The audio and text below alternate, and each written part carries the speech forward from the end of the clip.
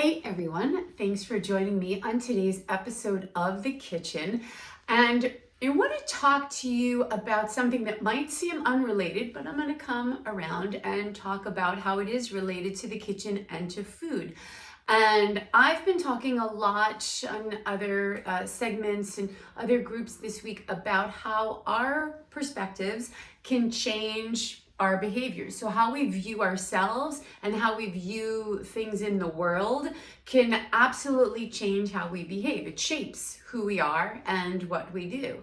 And so when we are thinking about weight loss or starting a new exercise routine or trying to get our sleep habits to align better with a more well-rested person, so habit changes, we might not really think that the way that we think of ourselves or the world is going to have any impact on that. But in fact, it's exactly what shapes those decisions and those habits that we have formed. So in the kitchen today, not everybody cooks. And I've mentioned before, somewhat joking, but not really, in my family, we were a little bit judgy about your ability to cook. And so I learned how to cook. So I wanted to be liked. And so, it wasn't really that harsh, but a little bit. So I enjoy cooking, and then I got into food service, and I really enjoy events and presentation of foods. And I understand that not everybody is like that, and you didn't grow up with the experience, or even as an adult maybe have the opportunity to find the experience to cook. And that perspective of yourself you might have an inner voice that was like, oh, I don't cook. I'm the kind of person that never cooked.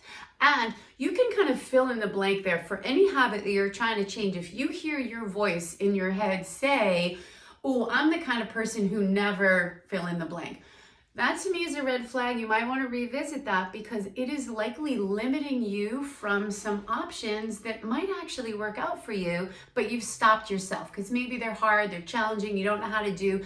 And I always say, like, hey, you want to know how to get yourself better? Look at what you avoid doing in life. Human beings avoid doing what we don't like to do. If we're not good at it, we don't like to do it, and we avoid doing it. So if you're like, oh, I always avoid doing that. If you make a concerted effort to do nothing but that, that is the answer to the quiz. You will improve.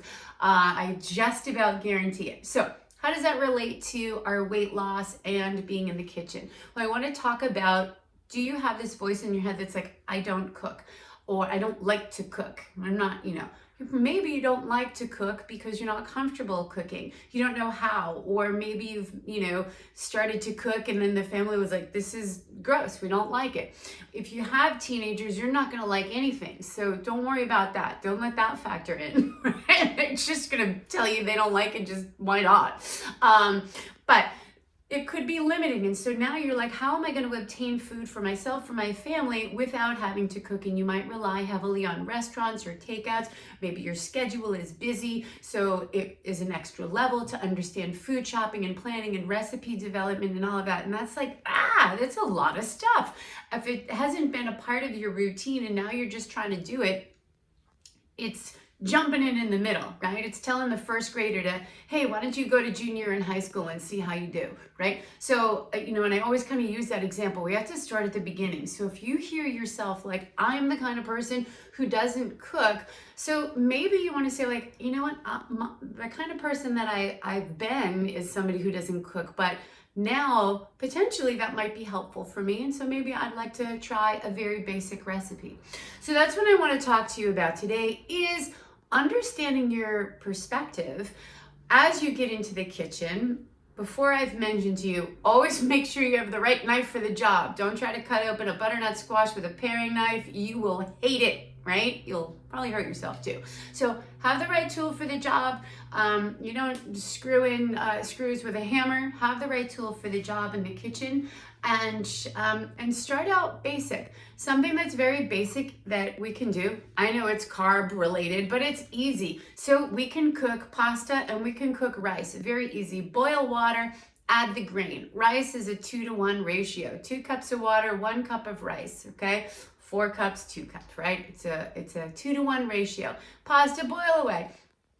I know they're grains, but they're very simple to manage. And then you can add proteins and vegetables to those things. But start there. If you're not comfortable in the kitchen, there's really no cutting involved. You can just prepare something. And if you have an Instapot, woohoo, even better. Okay, so I like to kind of do them. I've started doing sticky rice in the rice cooker, and that I put that in the fridge, and the teens love that because it's carbohydrate based, and this is the time where you in your life where you get to eat a bunch of carbs in that growth phase as adolescents. So adults, we're fully grown. We don't really need all those carbohydrates, but if you're trying to feed a family, a great plan is to just throw a big tray of rice or pasta or something into the fridge they can grab instead of I don't know, door dashing McDonald's to the front doorstep. I don't know whoever would have done that, but let's try to avoid that.